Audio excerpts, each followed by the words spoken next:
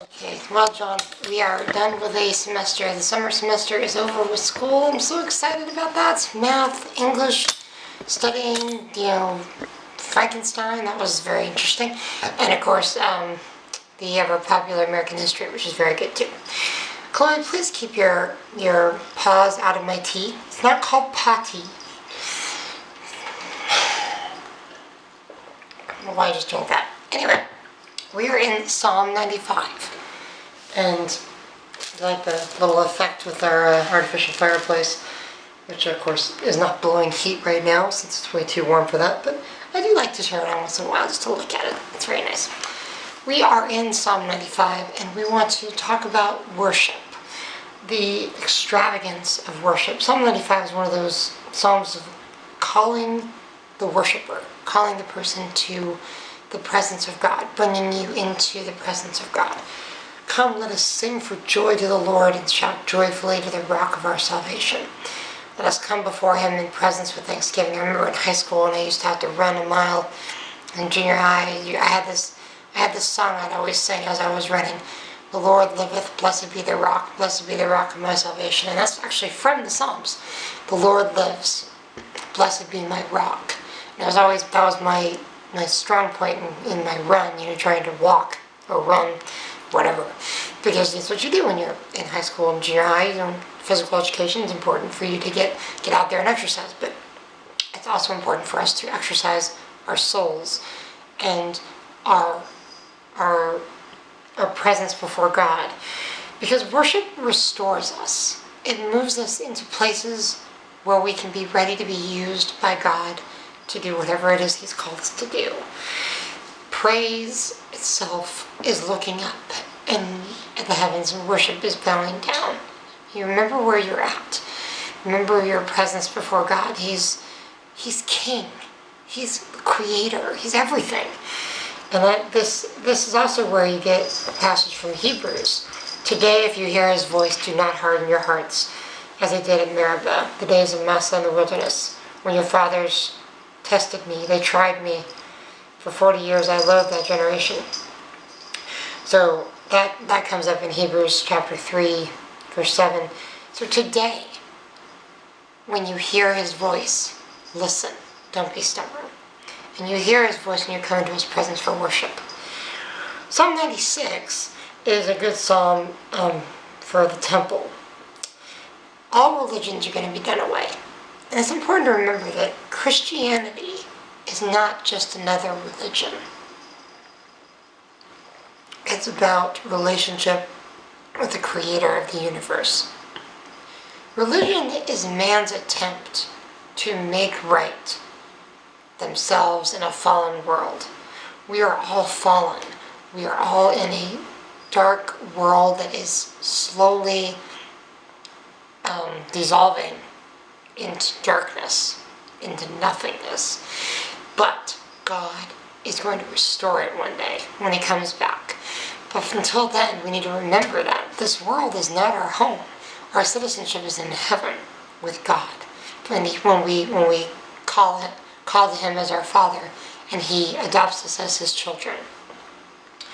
And Psalm 96 is really, really good. Sing to the Lord a new song. Sing to the Lord all the earth. So it's definitely a redemption plea. And it comes up in the book of Revelation. Sing to the Lord a new song. You see in the book of Revelation where they say they will sing a new song will be on their hearts. Chapter 97, Psalm 97 is a good second coming song regarding Jesus returning to the earth. His lightning lit up the world, the earth saw and trembled. The mountains melted like wax in the presence of the Lord. That hasn't happened yet. Psalm 97 is prophetic of the second coming of Jesus. When he comes again, the mountains will melt before his feet. The whole earth will see him on that day, and they will know him in that day. Now, of course, it says the mountains melted like wax at the presence of the Lord of the whole earth. God is not just the God of Israel. He's the God of the whole earth. He created the universe. He's not just a tribal God of some remote people, some Jewish nation. It's not just some Jewish nation. I was reflecting upon this earlier. The fact that Israel is in the land, is answer to prophetic scripture. The fact that God is still doing things with Israel now and defending them against their enemies is prophetic of God's faithfulness to his people. And we can take that faithfulness to mean that he will be faithful to us, because he promised us just as much as he promised Israel that he'd take care of us and he'll be with us and never forsake us. You gotta hold on to these truths and realize that every time you hear about Israel in the news, it should remind you that God is with you, because God is with them. And he says the same God is with his children. Israel is with his children who are of the flock. See, Jesus came for Israel and for the Gentiles to bring us all together into one family, into one. But he has a specific purpose for the church and a specific purpose for his people Israel. And the specific purpose for his people Israel is going to find fulfillment in the last days. In the book of Revelation, we'll look into that a little bit more once the church is taken out. Chapter 98 is a good kingdom song. Sing to the Lord a new song, for he has done wonderful things.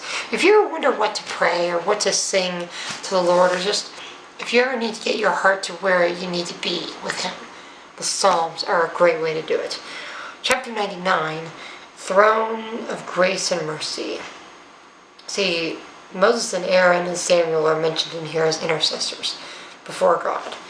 And a lot of our worship, a lot of our prayer needs to be about interceding for other people, about bringing other people before his throne. Remember, you have a 24/7 door open to the throne room of the universe. Use it. Use it. And Psalm 100 is a psalm for thanksgiving. I love this psalm. Shout joyfully to the Lord, all the earth. Serve the Lord with gladness. Come before him. Know him. Enter his gates. Give thanks. His loving kindness is everlasting, and his faithfulness to all generations. See, the attitude. The attitude is shout joyfully. Serve. Come. Know him. He is Lord. Be humble before him. Be faithful. Be active in everything he's called you to do. I had a busy semester at school, and I'll talk about that a little bit, because it was just a lot of work this summer, just learning math, history, and English. And the fall, I'm going to start some courses that actually have to do with teaching in the elementary school environment, so it's going to be really, really cool. And I do recommend reading Mary Shelley's Frankenstein. And if you have a chance, look up on YouTube Crash Course, which is a really, really amazing project put together by John Green and his friends and his colleagues. It's really, really good. And he does a two-part thing on the Book of Frankenstein, the novel, and a lot of other excellent pieces as well. So you should look into that on YouTube. Crash Course, John Green, like a Frankenstein, or just anything, U.S. history, world history, and his brother Hank Green does some amazing stuff with science. That's pretty cool too. At any rate, I'm going to let you go.